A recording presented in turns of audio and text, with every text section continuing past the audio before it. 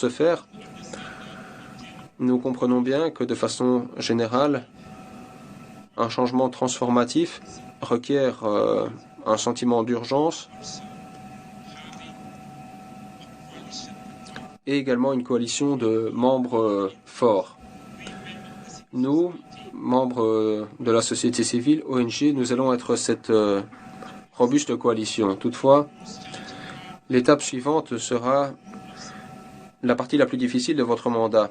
Éliminer les obstacles et créer des avantages et des gains rapides. En tant que diplomate, vous êtes censé être courtois, mais vous devez supprimer des obstacles.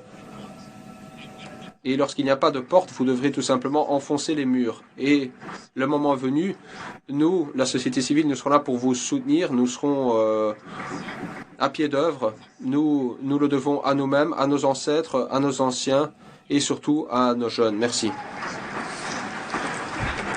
Merci beaucoup. Nous allons présent donner la parole à Rosa Campo Alegre de Cuba, qui sera suivie par Heidi Mosquera de l'ONG Ubuntu Espagne. Rosa Campo Alegre de Cuba. Muy buenos días. Bonjour, Madame la Présidente. En tant que femme noire des Caraïbes,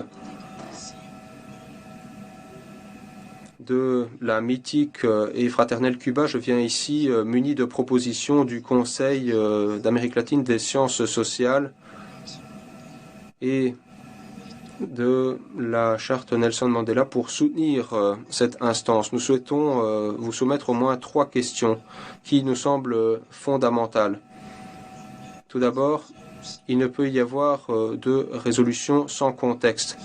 Le contexte que nous connaissons aujourd'hui dans le cadre de cette instance est empli d'espoir, mais toujours marqué par des défis. Nous sommes à la croisée des chemins.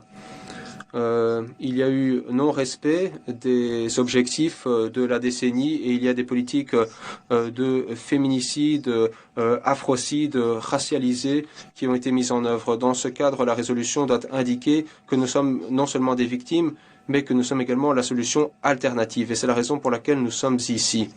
Nous devons passer de l'approche actuelle à une approche de résilience, comme celle que nous avons mise au point. Par ailleurs, il faut une 2e décennie. Ce serait un acte de dignité humaine et de justice. Mais nous devons voir comment traduire dans la réalité cette décennie. Je propose une consultation populaire des afrodescendants depuis les communautés elles-mêmes qui doivent s'organiser. Nous devons nous unir parce que l'unité est le talon d'Achille de notre communauté et de la lutte contre le racisme. Par conséquent, je propose une consultation populaire qui serait dirigée par les délégations ou les représentants qui sont ici pour que nous nous engagions à consulter nos communautés et à organiser une consultation afin de savoir comment le peuple afrodescendant souhaite voir cette décennie. Comment pourrait-il y participer?